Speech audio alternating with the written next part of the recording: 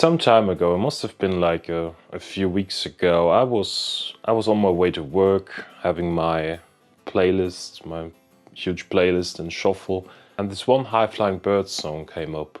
I think it was The Ballad of the Mighty Eye, and I was listening to that. I haven't listened to High Flying Birds for a while now because I was kind of gravitating more towards Oasis right now, and I really love the song, The Ballad of the Mighty Eye, and I listened to it, and when Noel sings, "Yes, I will find you," over and over again, that's when it struck me, because a thought came to my mind: what if that's related to Liam?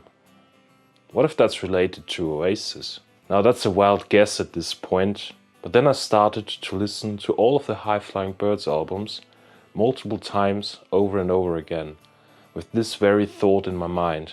And I can tell you, I got goosebumps. I'm still getting goosebumps right now thinking about it. Let me take you through this journey in this video. Of course, this is a wild, fan-made theory, but yeah, let's have some fun together and maybe let's explore some different angle of Noel Gallagher and the High Flying Birds era. Now, Noel to some extent always wrote autobiographical lyrics. Think about cigarettes and alcohol. Is it worth the aggravation to find yourself a job when there's nothing worth working for? This just hit home with the working class Manchester at this time. Or think about Rock and Roll Star. I live my life in the city and there's no easy way out. This was about Noel being trapped in Manchester in the city, having ambitions in his life, but he's being trapped there. There's no easy way out. He lives his life in this city. Maybe High Flying Birds gives us an insight into Noel's state of mind. But for that, let's go all the way back to 2009, when Oasis wasn't in the very best state. The live performances were not what they used to be, and I personally think that the band knew that they were coming to an end. This is also reflected in the last Oasis album, Dig Out Your Soul. Now, compare the lyrics of Rock and Roll Star, of Cigarettes and Alcohol, lyrics that were full of ambition and drive and hope, to the lyrics that might be Oasis's darkest single, the last single ever released, which is Falling Down.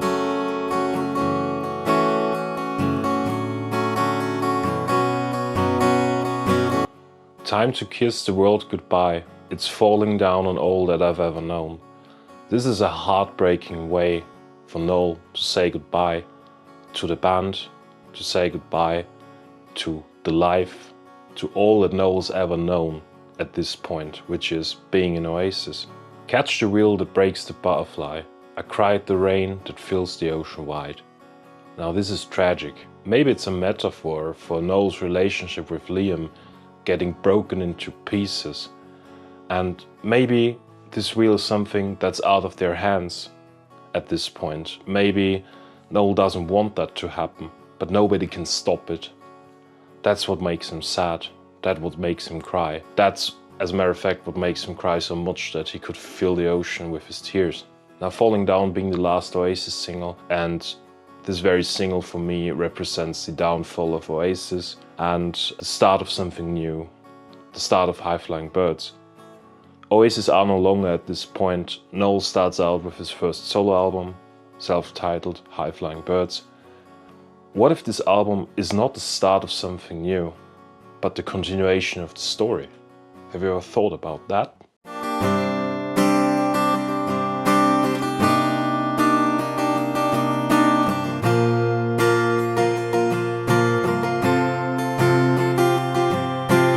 Noel himself stated that this album is about being on a journey, finding love and the joy in the journey.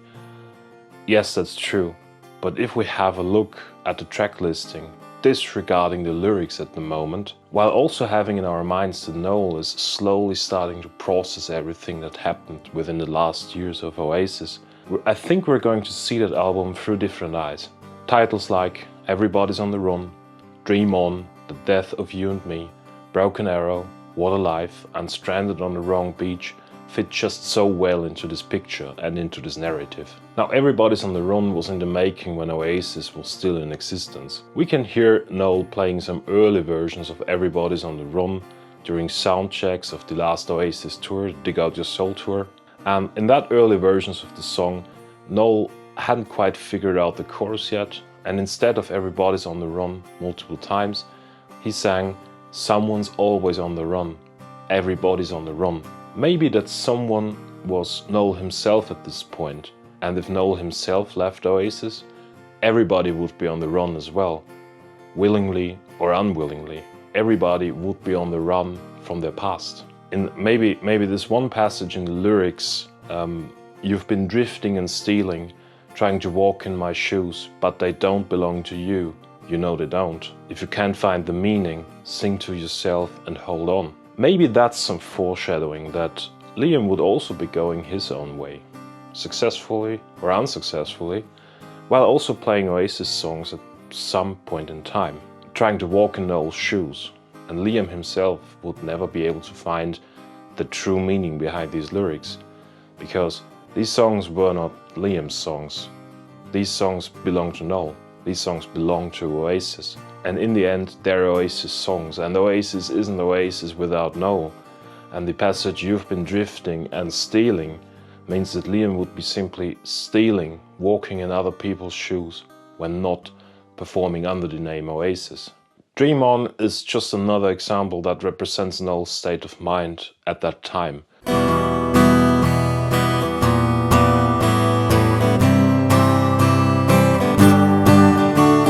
I'm running out of batteries.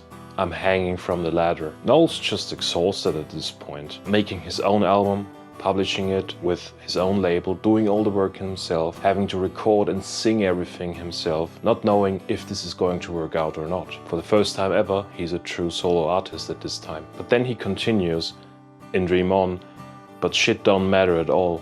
Taking the shots as I fall. Maybe that's related to some of the bad press he was getting at this time. Because in the end, in the eyes of the press, he was the one who left Oasis. He was the one who didn't make the Rock and Sand Festival happen. He was the one who, in the end, disappointed the fans. But all of this doesn't matter anymore to Noel, because he's taking the shots as he falls, and he's fine with that. Well knowing, intentionally or unintentionally, he's working on something bigger. He's working on the Masterplan.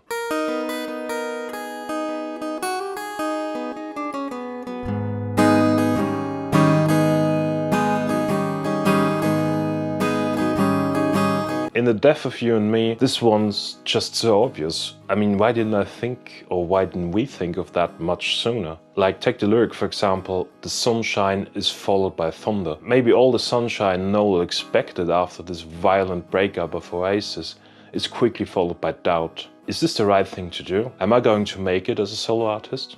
Who knows? The song continues with, life is getting faster, no one has the answer.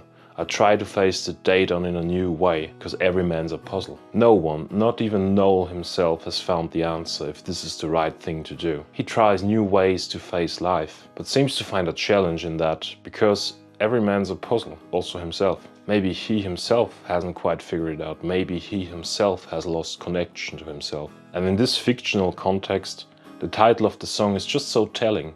The Death of You and Me. The death of the relationship with his brother. In Broken Arrow, we continue with that, and this is another one of my personal all-time favorite songs.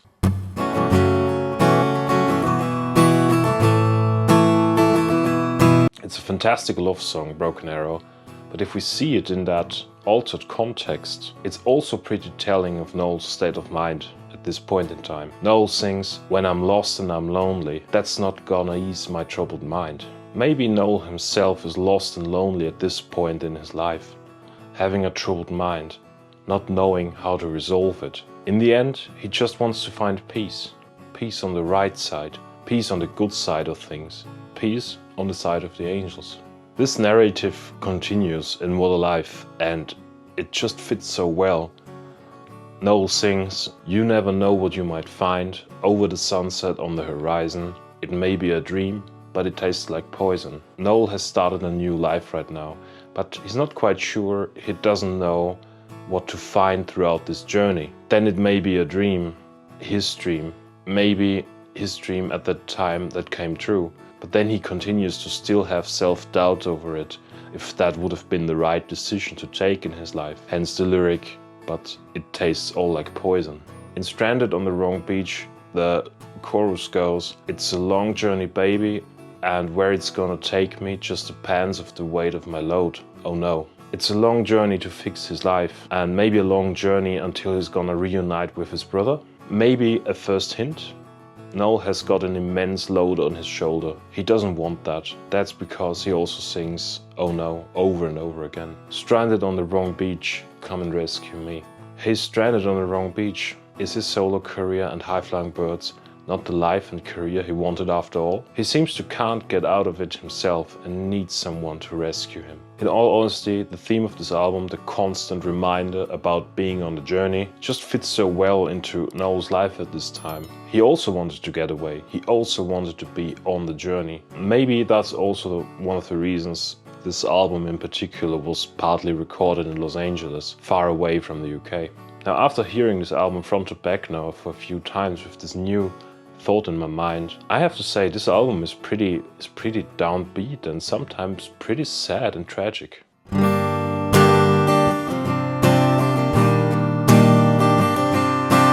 Chasing Yesterday, Noel's second studio album, continues the story. Noel is now way into his solo career. At this point, High Flying Birds is a success, but still the pain of leaving behind all of his old life and Oasis still sits deep.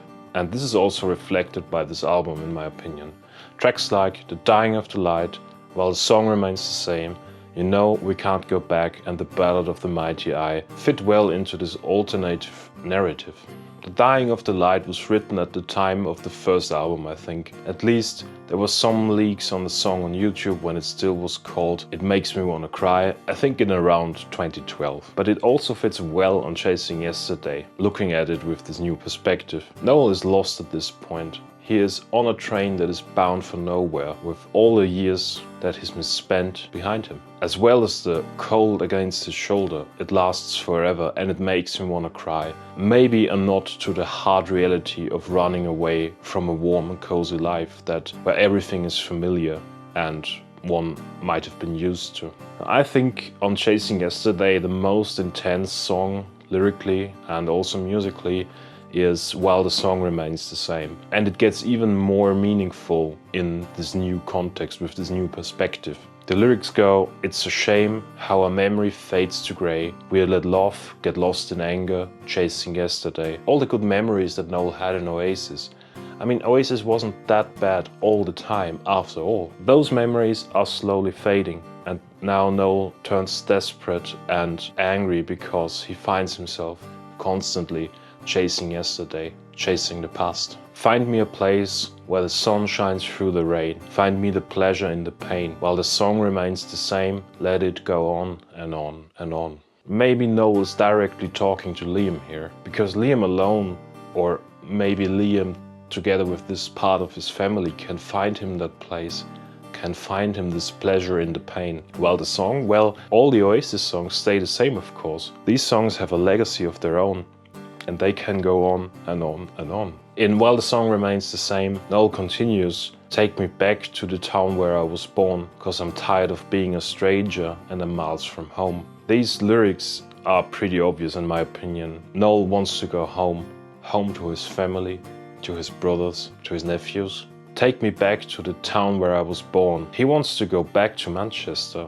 Maybe also back to a more simple life. He doesn't want to be disconnected from this side of his family anymore, and picking up the narrative from the first album, is tired of being on the journey. All the joy he presumably found in the journey during the first album now all fades to grey, and he doesn't want to be that far away from home anymore. Maybe he doesn't want to be that far away from home anymore.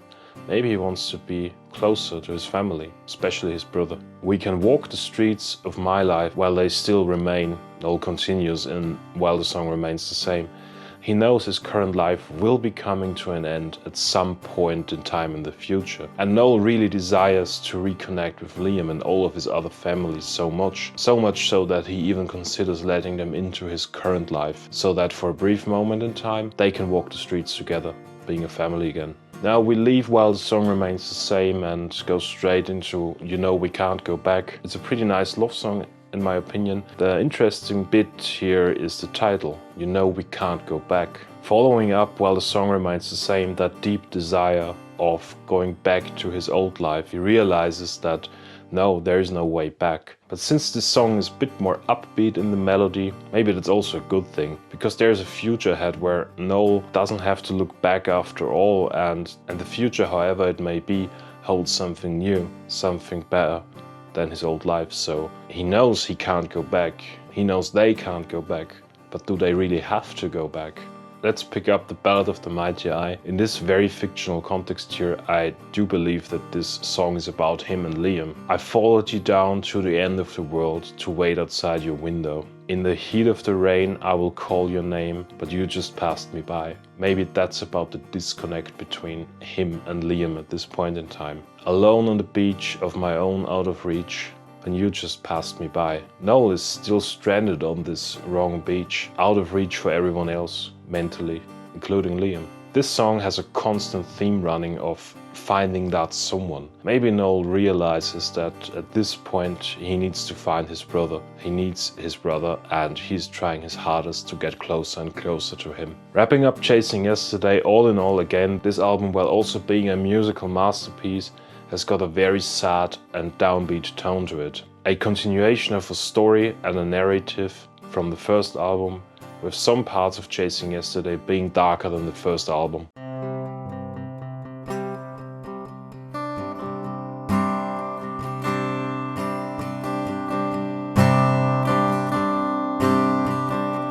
Who Built the Moon starts to introduce a shift in style.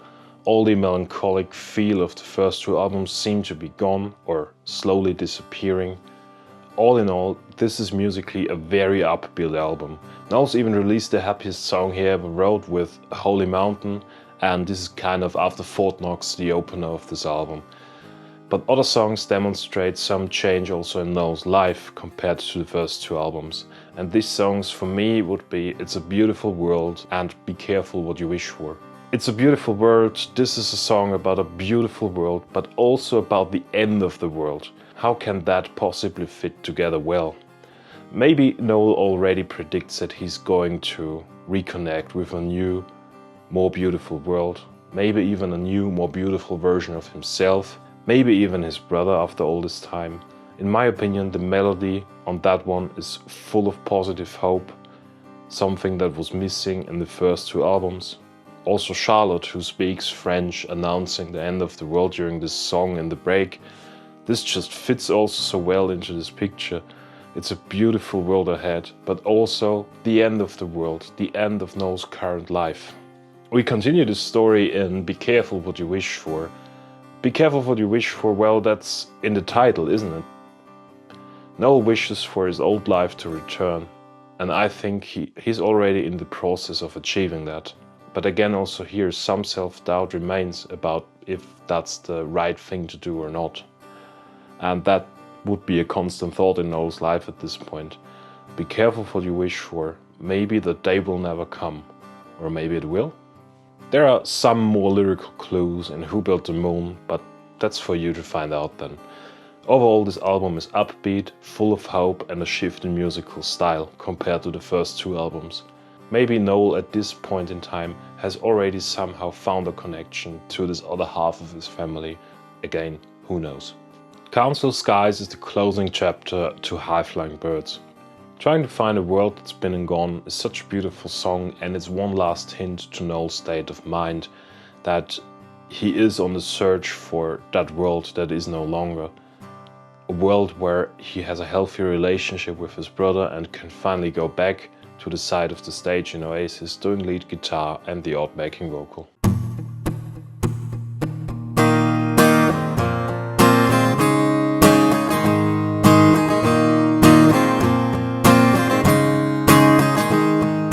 And if that's still not enough, the final wrap-up is Open the Door, See What You Find. That in this fictional context, Noel is predicting the Oasis reunion himself here. He's at that very door, he opens it, he finds his new world and reminds himself to go through and not to look back.